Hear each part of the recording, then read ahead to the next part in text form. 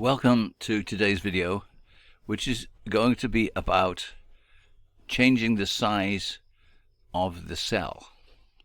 So if you look at the spreadsheet here, I'm going to type in to cell A1, happy birthday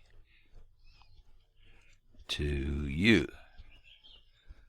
Okay, if I can spell you right. Now, you can see that doesn't all fit into cell A1. So what are we going to do about it? And there's a number of different options. First one is we can simply make A1 wider. The easiest way to do this is bring the cursor up here between A and B and just drag it. Now A is big enough for happy birthday to you. Okay, I'm going to undo that. Now another way to do it is to use the wrap text function. So we're under the home menu here. If you go to this one, you can see it says wrap text. So firstly you have to highlight the text here, A1, and then I go to this one, wrap text, and click there, and you can see it has put everything into cell A1, except A1 is not big enough, so we have to make it a little big by going to the space between 1 and 2 and dragging it that way. And you can see now it's all in A1 again.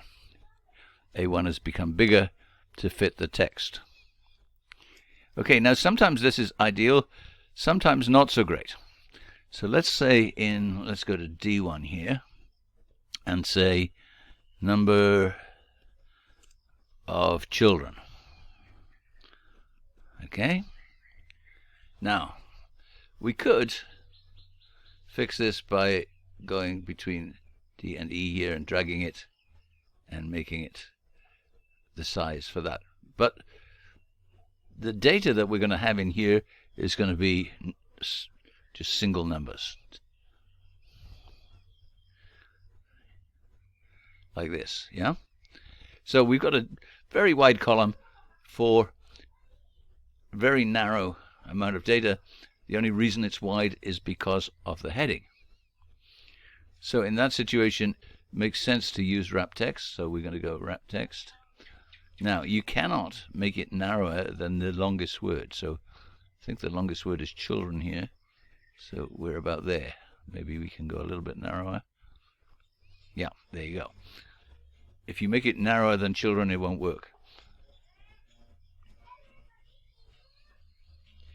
Now, those are not the only ways that you can fit the text to the box.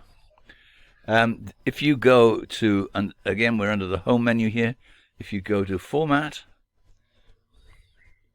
and the arrow at the right and get the drop down box, you can see cell size. So you can manually put in the row height with this one, or you can get it to automatically fit the row height to the text that's in there.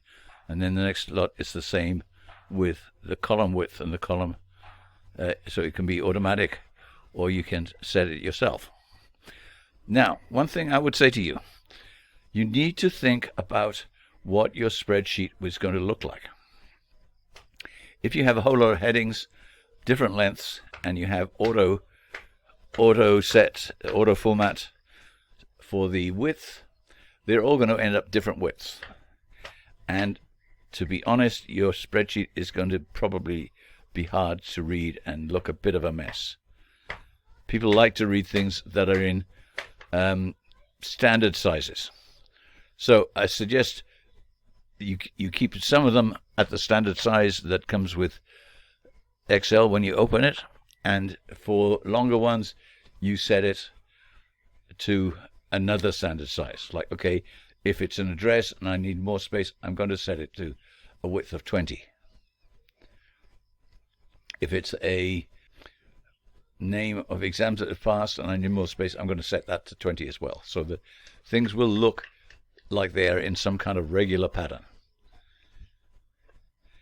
Because that way people think it looks more organized than if everyone is a different width because you set it to auto fit. So that's it for today. See you again next time.